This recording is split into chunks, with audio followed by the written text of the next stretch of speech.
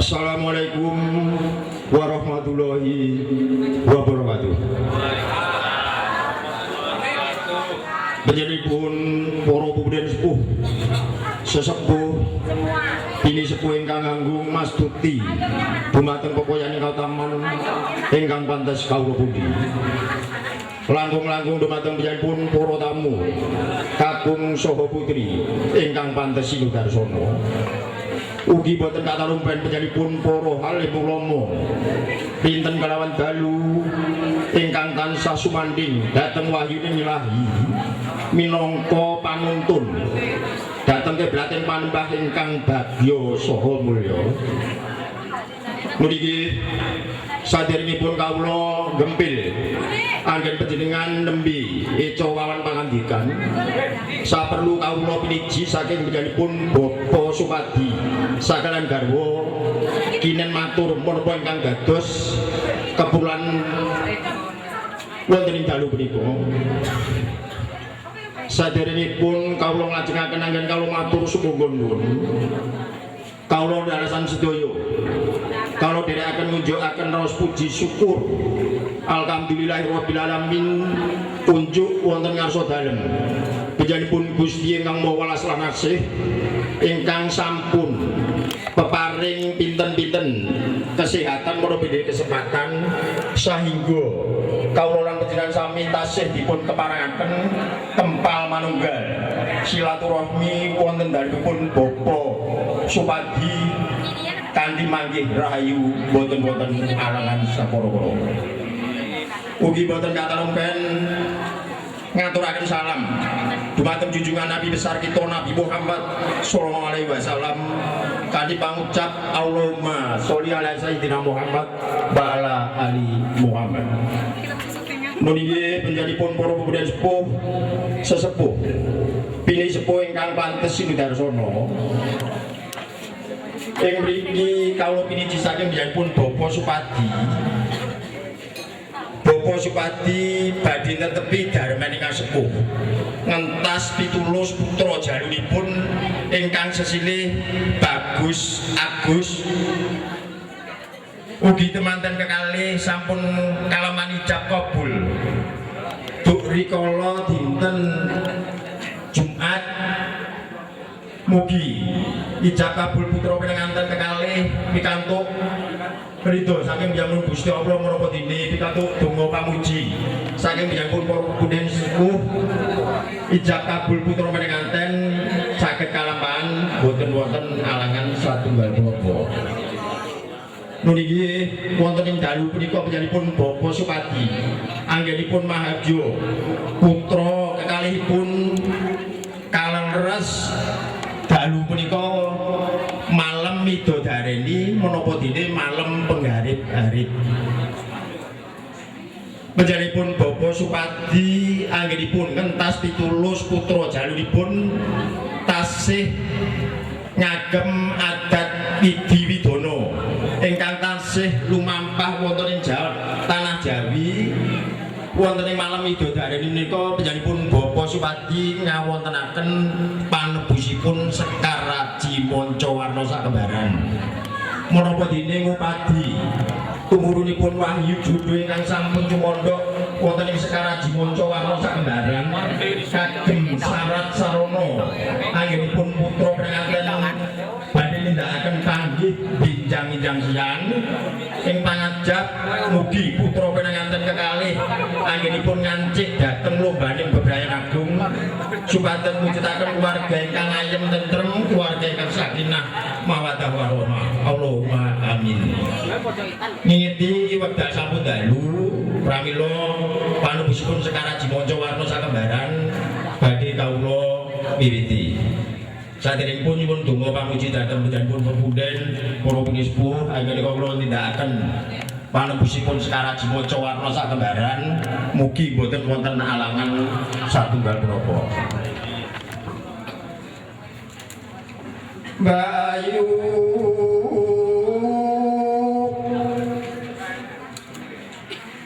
sinten sing tumbas Sekar Mancawarna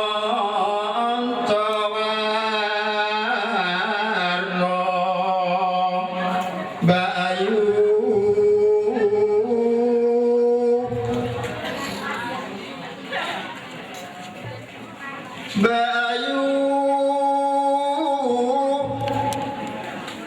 sinten sing tumbas sekar ora wari manca warna Bayu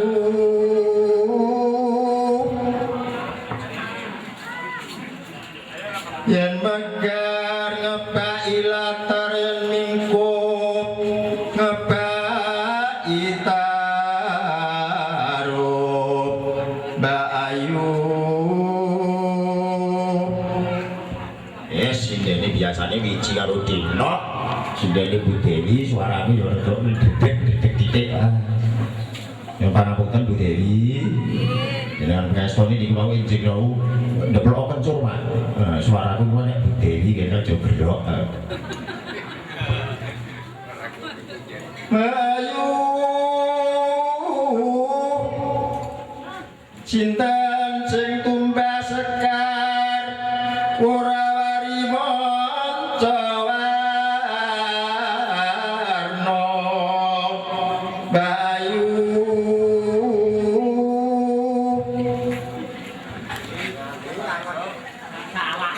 yen megar ngebaki latar yen mingkup ngebaki taruh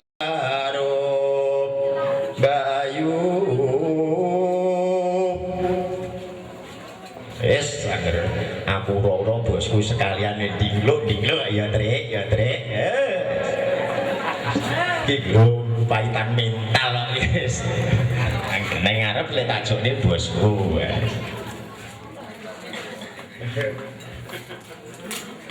Bayu cinten sing tumbas sekar ora wari manca warna Bayu kowe iki wis dikandhani mak nek nebus kembar mayang iki saurunge teko iki mike cekelen kingko aku terus diseneni bose mike dicekel kula nuwun kowe iki kok ngono cinten sing tumbas sekar manca warna Bayu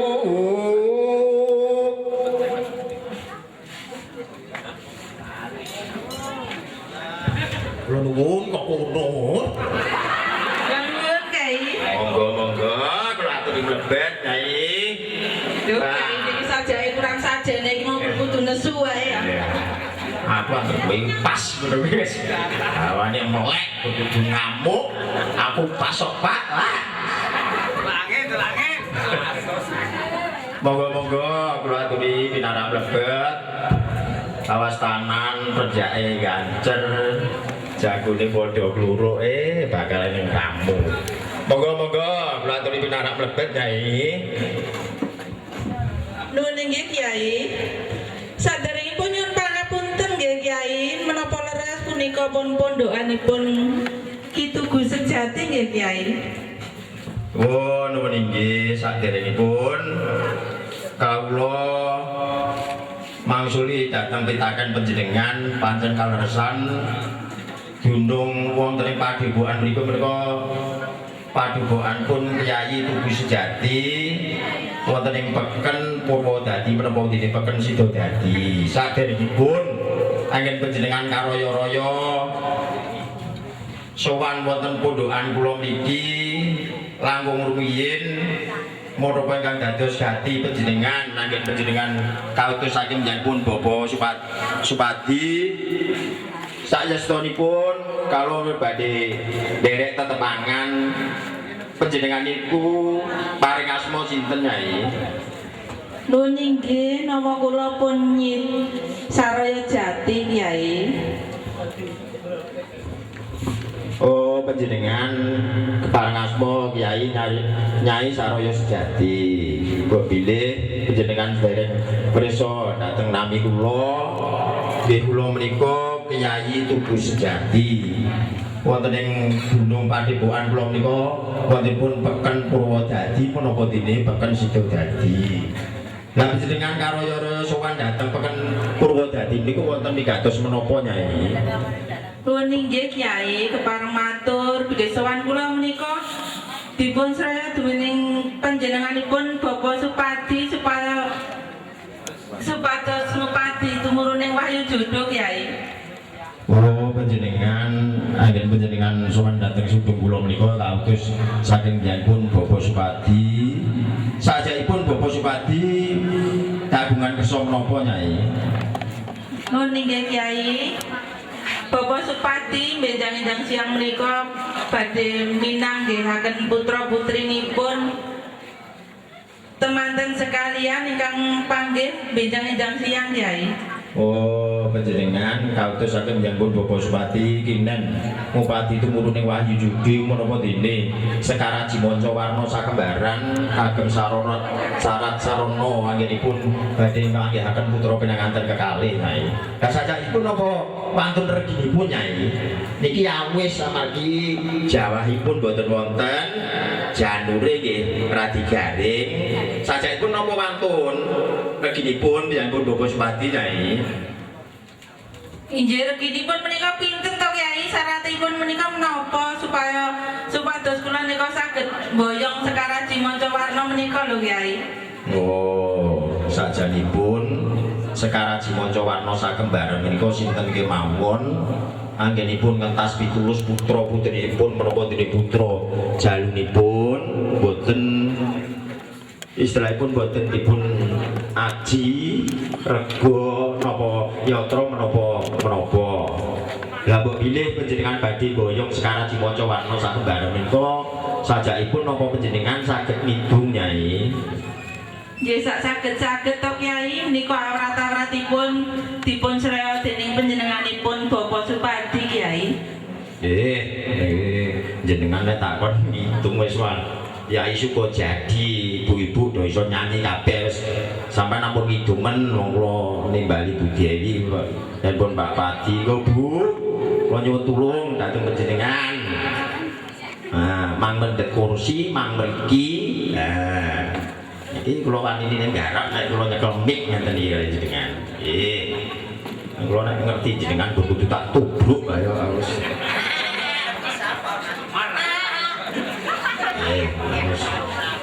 Wong ini STW nganggep napa wae lumes kok. Aku ambek nang burine nyanyi lu kudu tak tubruk. Nggih Bu. Kangge ular-ular kagem putra pinanganten anggenipun ngancik wonten lombaning bebayan ninggal supados atut runtut kados mimi amintuna supados ngantos dugipun kaken-kaken menapa dene ninen putra penganten anggenipun bebrayan wonten ing ngalam pepajar menika ngantos dugi ndahan kedua mempelai maksud dan tujuan adanya kembar mayang pada malam hari ini maksudnya kamu berdua sama istrimu Agus. Nah itu kalau istilah orang Jawa orang sejodohan itu modalnya itu udah harta dan apa ya. Nah ini hati harus jadi satu.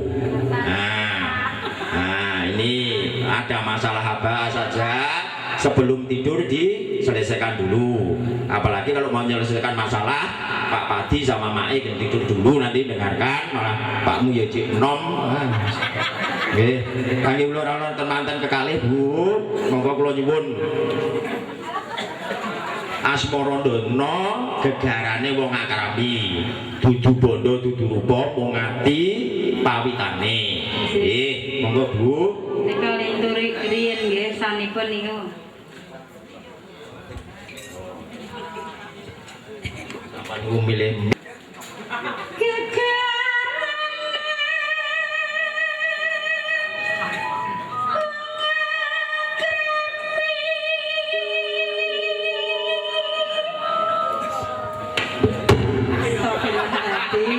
biasane ngrungokne suarane Wiji, ngrungokne suarane Bude. Bosku karo merem-merem. Iki sindene nggone Pati sapa? Ki piji meneh, kok nyeluk Dewi. Di itu bel bose kok nyeluk Dewi. Yo celuk Mas. Mangga Bu.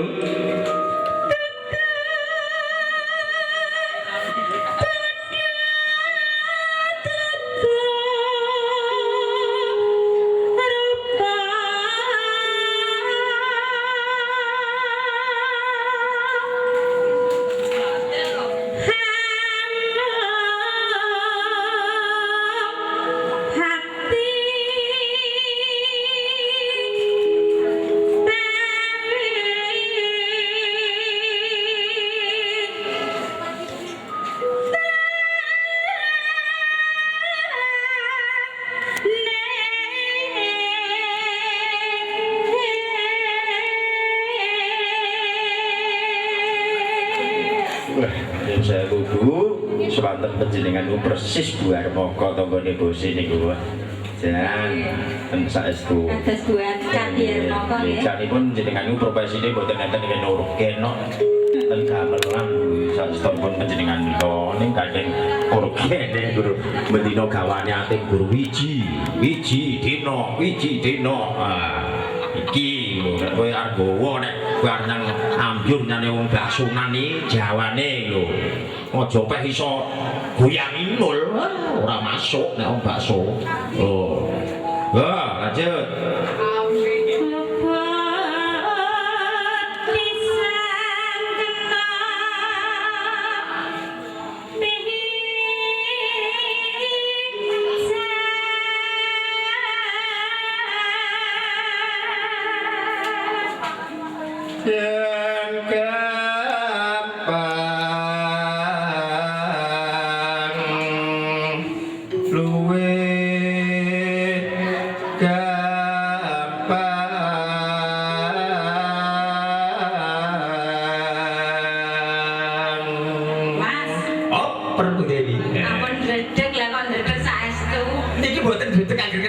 Kudu nubruk. Iki mboten dredan nek kula niku, Pak. Temen tak adepi kok. Ya, lanjut. Iku bapak maki dene wae. Bersani panjenengan kan. Saestu Bu.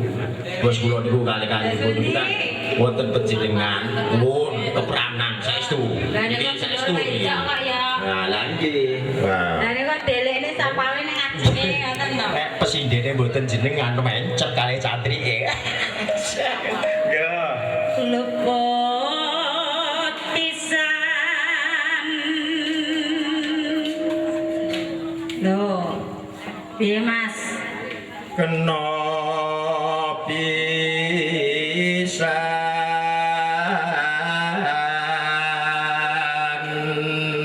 Lah kok melu drewer yo. Iki mikir ora penak kok ya sing siji ya. Lengguan kok. Lengguan. Mikir ora penak lengguan. Ya nangela. Lah takon luput aja melu luput ya piye?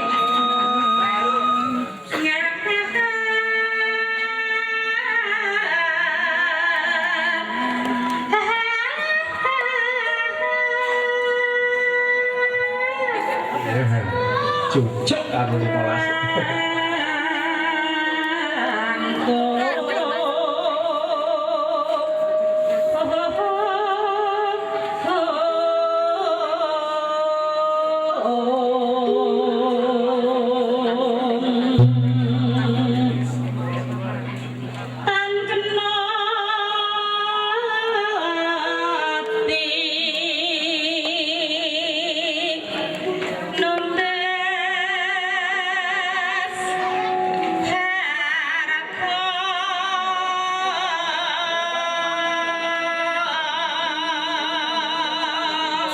Siapke Win pamboyongipun Sekara Cimonco Warna Sako iringane langgam dadi ati.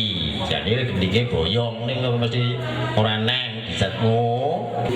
Paninipun Sekara Cimonco Warna Sakambaran kaketang namung sapada badhe kawula kidungaken inggih kidungan samangke seterusipun kula piyambak nggih boten mangertos. Terusipun kalau napa menawi wonten kidungan menika kagem tulak balak nyingkiraken sekolah ing pangajap Panjenenganipun Bapak Supadi sakeluarga anggenipun kagungan kersa supados boten wonten alangan satunggal menapa nggih sepindah malih putra kadhakanten anggenipun jejuduan nggih kantos ibuipun kaken-kaken dalan ingkang lan mugi enggal pikantuk jatining pemarem nggih menika sampun golek kencana ingkang saged tata jalma nggih menika momongan jalan restri dumateng saking kersanipun Gusti Allah Subhanahu wa taala. Ana kidung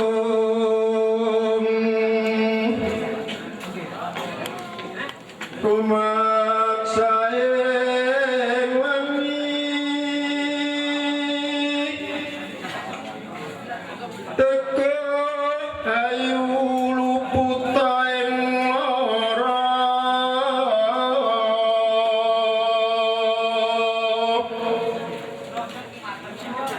luput bilahi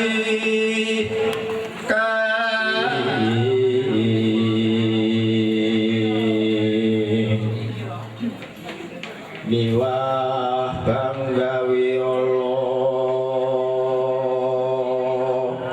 gunane wong luput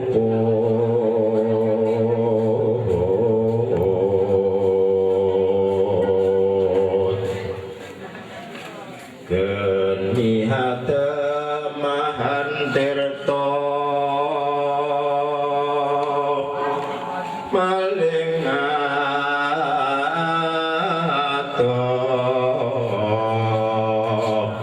tanhon nggih panjenenganipun para budhe sepuh sesepuh bini sepuh ingkang tansah pinabekten saderenge nyuwun pangapunten anggen kawula tindakaken panusipun Sekaraji Maca Warna sakebaran kirang tatas titis anggen kawula matur menapa dene bilih ngandai lepat kathah kawula namung titah semantah boten luput saking kalepatan kula kawula sarombongan mbok bilih boten saged nuju prana dhateng penggalih panjenengan para den bini sepuh kawula nyuwun ageng samudra pangarsami ugi mbok bilih cekap agar kawula nindakaken panebusipun Sekaraji Maca Warna sakebaran minangka panututing atur kawula bilantuting walidayah. Assalamualaikum warahmatullahi wabarakatuh. Nuwun matur nuwun. Monggo Bu Dewi lir-lir.